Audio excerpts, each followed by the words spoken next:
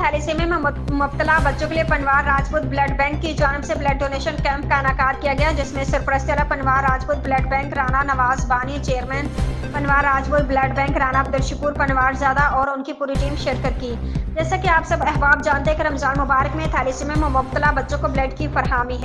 में दुश्वारी होती है। इस चीज़ को मद्देनजर रखते हुए 16 मार्च बरोज़ इतवार अली रज़ाबाद इलाका नवाब साहब हुसैन प्लास्टिक फैक्ट्री में पनवार राजपूत ब्लड बैंक की जानिब से ब्लड डोनेशन कैंप का इनेकाद किया गया, जिसमें तमाम ब्लड डोनर्स की इफ्तारी का भी एहतमाम किया गया। माशाल्लाह तमाम ब्लड डोनर्स ने दिल खोलकर थैलेसीमिया में मुब्तला बच्चों को खून की एहतियात दी। ब्लड डोनेशन कैंप में सरपरस्ती आला पनवार राजपूत ब्लड बैंक राना नवाज ने खुसूसी शिरकत फरमाई तमाम ब्लड डोनर्स की हौसला अफजाई की और बानी chairman Panwar Rajput blood bank Rana Abdul Shakoor Panwarzada और उनकी पूरी टीम को रमजान मुबारक में कामयाब ब्लड डोनेशन कैंप करने पर खराज तहसीन पेश किया।